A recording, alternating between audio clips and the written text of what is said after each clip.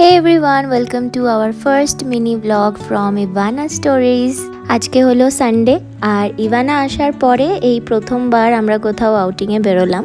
ইভানার এখন মাত্র 2.5 মাস বয়স আর খুব বেশি দূরে তো যাওয়া ওকে নিয়ে সম্ভব নয়, তাই ইচ্ছা ছিল কাছাকাছি কোথাও একটা ঘুরে আসার 1-2 ঘন্টার জন্য।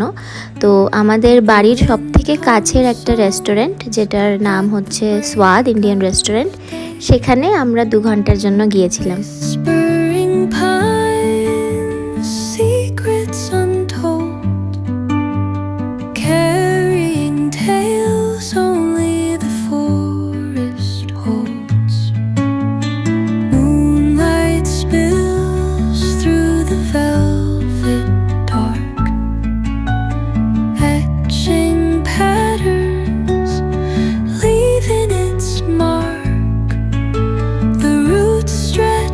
প্রথমবার যেহেতু বেবিকে নিয়ে বেরোলাম, তাই মনের মধ্যে একটা ভয় কাজ তো করছিলই।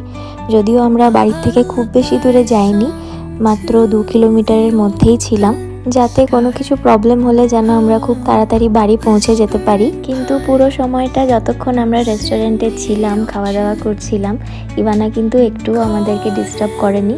বরং যতক্ষণ আমরা রেস্টুরেন্টে ছিলাম ও কিন্তু বেশ ভালোভাবে আমাদেরকে কোঅপারেট করেছে।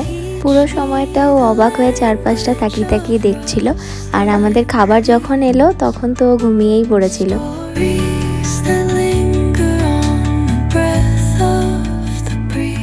নিজের খাওয়া শেষ করে এবার বেবিকে খাওয়ানোর পালা। বাড়ি হোক বা পৃথিবীর যে কোনো জায়গা, মায়েদের তো ছুটি বলে কিছু নেই। চারপাশের পরিবেশটা এত ভালো লাগছিল, মনে হচ্ছিল আরেকটু যদি সময় কাটানো যায়। রেস্টুরেন্টের অ্যাম্বিয়েন্সটাও খুব সুন্দর ছিল, বেশ একটা শান্ত আর কজি একটা ভাইব। অনেকদিন পর এমন একটা রিল্যাক্সড আফটারনুন কাটালাম।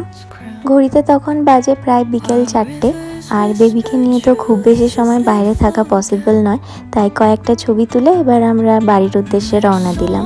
পরিবারের সঙ্গে একটু সময় কাটানো, একসঙ্গে খাওয়া দাওয়া, বেবিকে নিয়ে নতুন কিছু এক্সপিরিয়েন্স করা, সব মিলিয়ে আজকের দিনটা ছিল আমাদের জন্য সত্যিই খুব স্পেশাল।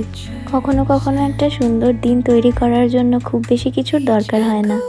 আই হোপ আজকের মিনি ব্লগটা তোমাদের ভালো লেগেছে। ভালো লেগে থাকলে অবশ্যই do like, comment, share and subscribe to my channel.